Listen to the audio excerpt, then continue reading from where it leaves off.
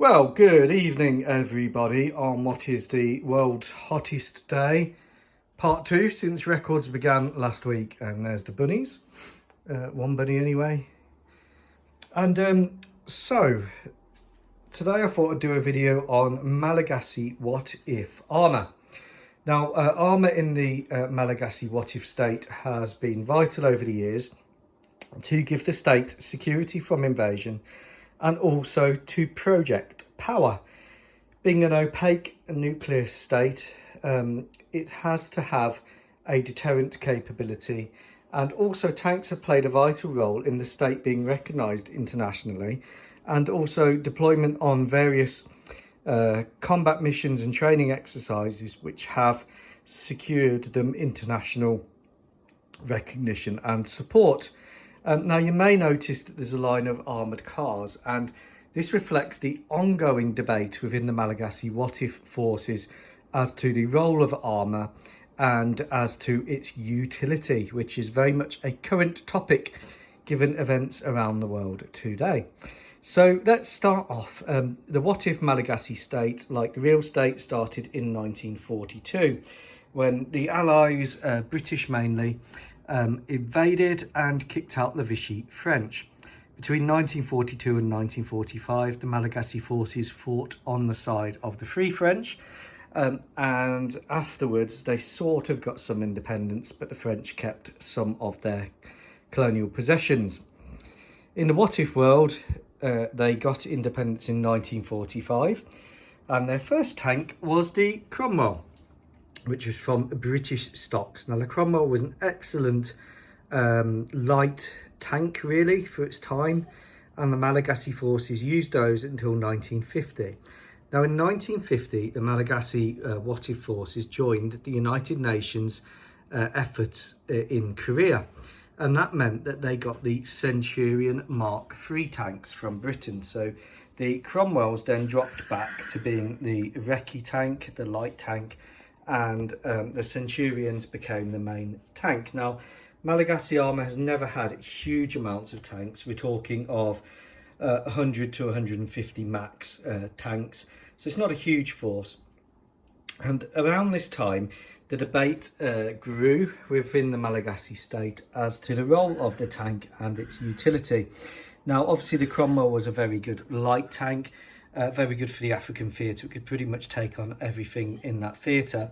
But when you were in Korea dealing with T-34s and such, you needed the Centurion. Now, Centurion, this is a die-cast one, just repainted, and I've added a browning. You can get these off of eBay. I think it's Amacom or Atlas or D'Agostini, something like that. Get the better one. There is a lesser quality one out there. The Mark III has an 84mm 20-pounder gun, whereas the Cromwell only has 75 QF gun. So the Centurion was really a great bit of kit. It was also very mobile in Korea and able to climb hills and get to places that some of the American tanks couldn't. So it was a really good purchase, that. Not only that, is having these tanks meant that when the Korean War finished, the Malagasy forces, with their new aircraft carriers, their American equipment, they were looking towards the Americans, not towards the Soviet bloc, the USSR as it was at the time. And with that American and British support, with these tanks here, the French didn't want to mess around, and the Malagasy what if state peacefully took back its islands.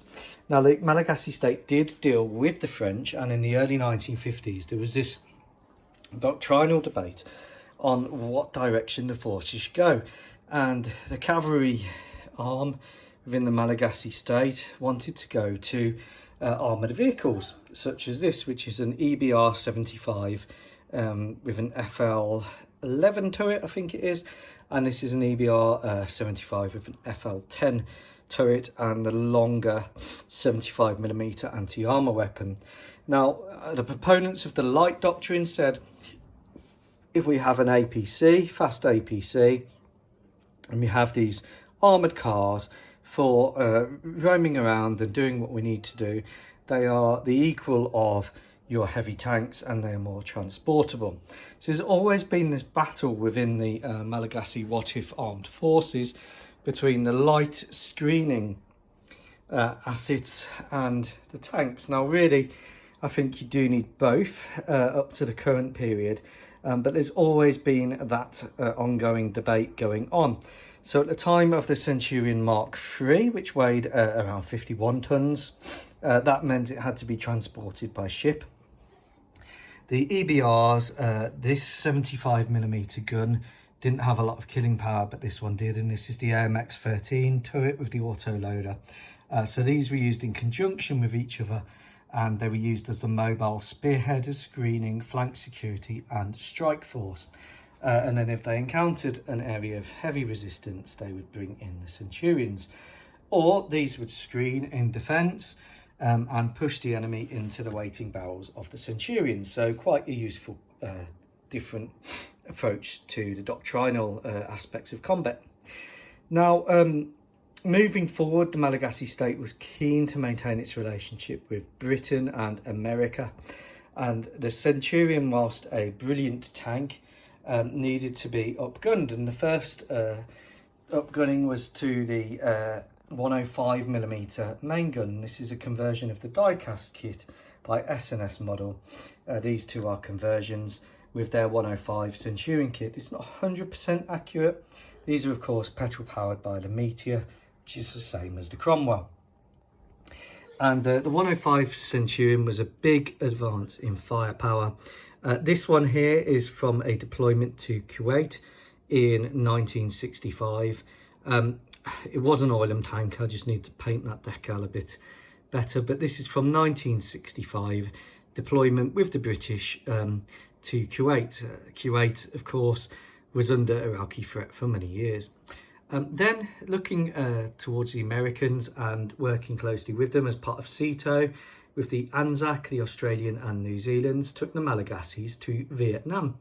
And these two tanks are both an early 105 and a late 105 with the mine roller. This late 105 is 3D printed. It has the barrel heat wrap, and these were the tanks that the Malagasys took to Vietnam. Now the Centurion was incredibly thirsty with that petrol engine, and this one has the long range fuel tank. Also at that time, the light screening forces, they developed further with the EBR. The EBR 75 had a barrel bored out to 90mm. You can tell because it just has one barrel extractor, fume extractor instead of two, and they still used the FL10 turret there with the 75. So this took them to Vietnam and through Vietnam, where the Centurion was a great piece of kit used in mobile patrols, and the EBRs were also used for base security.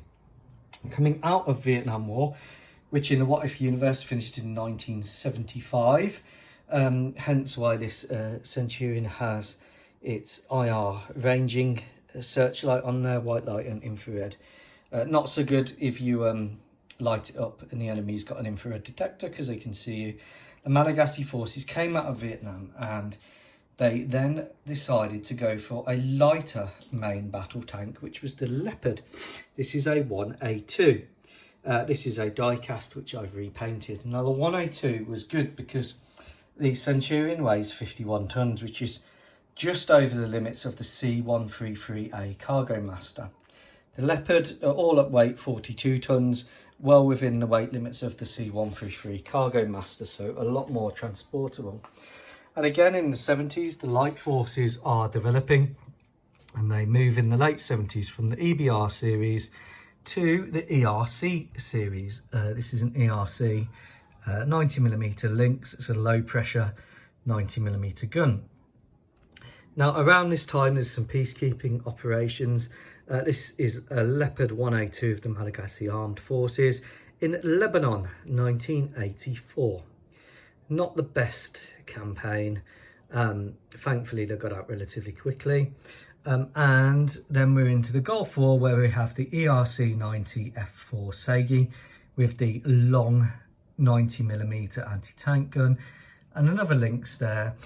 And here we have the Leopard 1A5. Now the Leopard 1A5 gains turret armour over the Leopard 1A2. However, it is still not a heavily armoured tank. After that comes peacekeeping in places like Bosnia. And at that point, the Malagasys realised that the Leopard isn't really well armoured at all. So what do? Well, the first thing they do is they upgrade it with, this is Dorchester Armour, Dorchester 1 from Britain, to give it increased side protection there. Still got the turret armour, the sort of spaced armour, and this one has a mine roller. Now the side armour there did give it a bit better protection, but the Leopard itself was still woefully under armoured. Also used in Bosnia was the ERC 90 Segis, and used in peacekeeping around that time. So that takes us up to the end of the 1990s. Now the Malagasy state doesn't get involved in the Second Gulf War, thankfully, because well, they just didn't. They were wise. And this is when the Malagasys do deploy, however, to Afghanistan. So they have the Leopard 1, Leopard 1, and they have this extra armour, but it's still not capable and they need to armour it again. So they also give it air conditioning here, which is a big failing of the early Leopard 1s.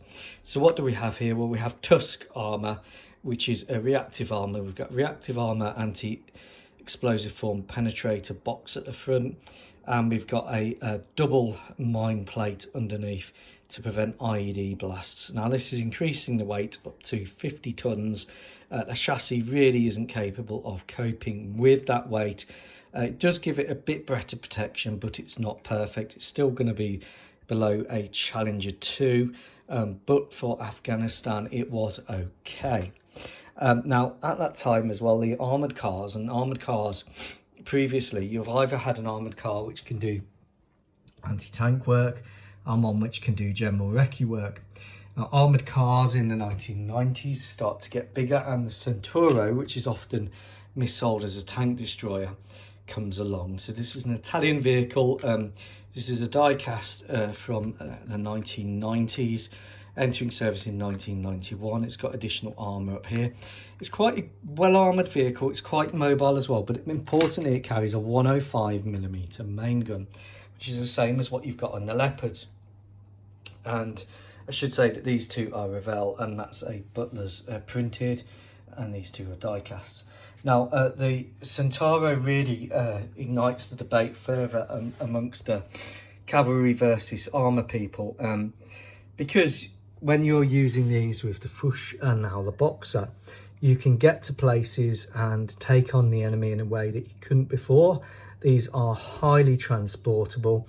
You can load these in the A400M, C133. You can fly them around C17, no problems.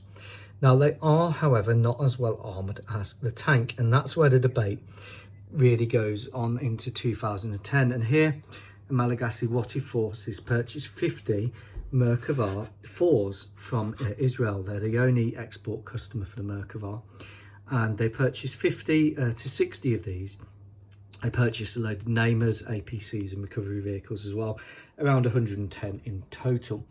And of course, this is an early Merkava 4, very heavily armoured, but very heavy. Not the most mobile tank. You need then logistics and recovery assets to recover it. And even as we can see, this is a Merkava 4 IVM, so 4M windbreaker. This has the cope cage, the anti-drone cage. It's got the active protection here, the trophy. These two are Hobby Boss with conversion kits, and then it's got the scratch-made spike missile, and we've got more active protection on this side. So these are taking the Malagasy forces up to the current day, but the debate is raging over their utility. Really at 75 tonnes, these are not well deployable, so really at the minute they are deployed in the Malagasy state. And when you deploy them outside of the Malagasy state, you have to bear in mind that the Merkava is Israeli, so it is immediately a red flag to people that may want to hurt you. It is, however, a very good tank, probably in my view the best in the world and the most survivable. They have taken losses in the current situation, but I think those losses would have totaled another tank as well. And that's where the debate is currently ongoing, because the light screening forces have upgraded the Centauros with anti-drone cages, active protection covering the frontal 270-degree arc, improved ammunition types, spore liners against IEDs. So not as survivable as the Merkava, but much more deployable and much faster. And I think Bad Lieutenant would be of the view that these, coupled with Boxers racing ahead, capturing vital enemy points, and for use in Africa, is probably all that you need. So they are considering whether they should mothball the Merkavas. They do have loads of Centurion hulls mothballed at the minute, and Leopard hulls mothballed. They use some of them as engineer vehicles, recovery vehicles. But that's where the debate is at the minute. Do you go for something like this, even the Boxer CRV with the Boxers, or do you go for the heavy forces? Let me know what you think. I hope you enjoyed this video. Take care.